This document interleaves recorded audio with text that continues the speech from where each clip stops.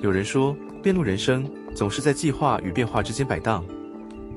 踏入四國遍路的第3天，我們的心境已經慢慢從第1天的匆忙、第2天的驚險，轉化為一種與自然共處的節奏。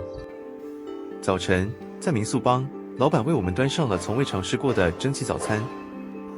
當蒸籠一打開，看着冒着白煙的美味食材，原本還有些疲倦的身體瞬間甦醒，胃口大開。這份清爽卻充滿能量的早餐，正是為了我們接下來要面對的挑戰打下最堅實的基礎。因為今天我們要迎戰所有遍路者進入高知後公認的第一個體力大考驗。高知，也就是古時候的土佐國，在遍路傳統中被稱為修行之道場。這裡象徵着要透過艱難的步行環境來磨練心智，消除習氣。今天的序幕從海拔569公尺的神峰山展開，第27號林場神峰寺就隱身在半山腰約450公尺的地方。通往神峰寺的上坡路足足有4公里長。這段路最可怕的地方在於，它幾乎沒有給你任何平緩喘息的空間，全都是扎扎實實的陡坡。遍路的路線在這裡分為步道與車道2種。車道相對好走，但距離長，而步道則是直接穿插山體而上，陡峭程度可想而知。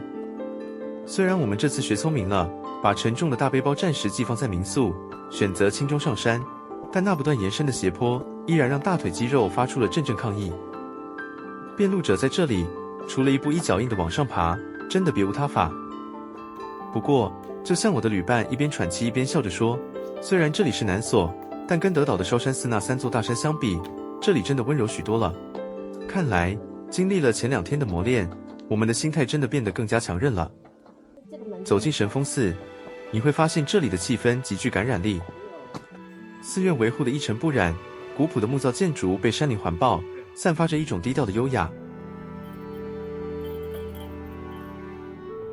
站在這裡俯瞰下方的山巒與遠處的海岸，那份一切都值得的釋懷感，瞬間洗滌了剛剛爬山的所有疲憊。但也因為這裡太美，我們的心情稍微鬆懈了。在山上四處賞景，待了太長的時間，導致下山回到民宿領取背包後，我們完美的錯過了原定的巴士班次。在班次稀少的鄉下錯過公車，這下子真的糗大了。這意味着我們今天所有的計劃都得跟着延後，而且多出了1個多小時的空白時間。原本心裡還有些懊惱，但當我們坐在安田町的唐濱休憩所等待時，眼前的景象卻把我們徹底治癒了。高知縣擁有長達700公里、近乎筆直的太平洋海岸線。在今天這片湛藍天空的映照下，海水呈現出一種深邃、透徹又帶有漸層感的色澤。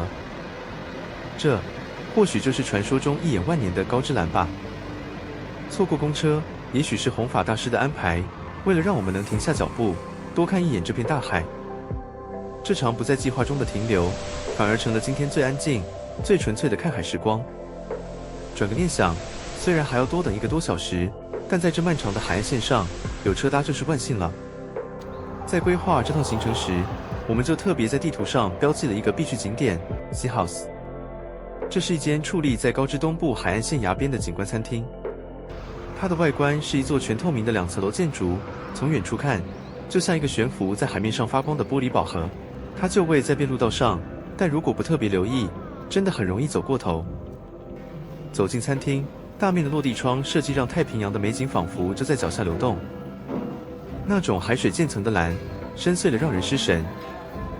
這種層次感，真的是相機難以完全捕捉的，只有親眼看見，才能體會那份大自然的震撼。在烈日下徒步來到這裡，雖然已過了吃正餐的時間，但一翻開甜點菜單，大家瞬間將遍路者的身份拋到九霄雲外，自動切換回觀光客模式。精緻的美食搭配着無敵海景，不僅填飽了我們的胃，更為我們前2天重裝跋涉的辛勞注入了滿滿的電力。告別了 Sea House 悠閒，我們必須面對現實。轉乘公車與火車來到也是站後，為了趕在下午那金所關門前抵達，我們重新背起行囊，在街道上快步競走2公里，終於壓線抵達第28號林場大日寺。與早上神峰寺那種高山道場的嚴肅感完全不同，大日寺給人一種春意盎然的溫柔包覆。一踏入寺內，映入眼簾的是纖細枝條隨風搖曳的枝垂音，粉嫩的花朵襯托着古老的佛殿。那金所前潔白高雅的木蘭花瓣在暮色中閃閃發光，與深色的木造建築紋理形成了強烈而美麗的對比。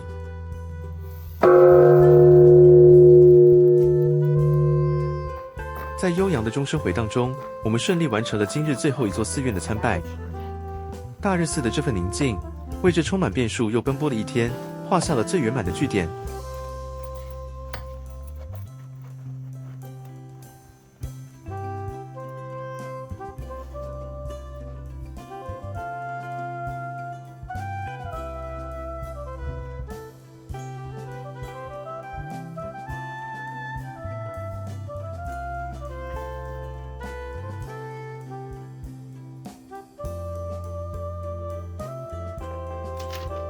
隨着第3天的行程結束，我們終於告別了淳樸的濱海小鎮，抵達了繁華熱鬧的高知市區。接下來，我們準備在這裡連續住上3個晚上。4國遍路，有爬不完的陡坡，也有看不膩的高知藍。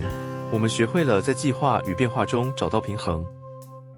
我是阿舍，明天我們將帶着全新的戰略，繼續探索高知的修行之道。如果你也喜歡跟着我們一起走路，請記得訂閱頻道，按讚分享。我們明天見。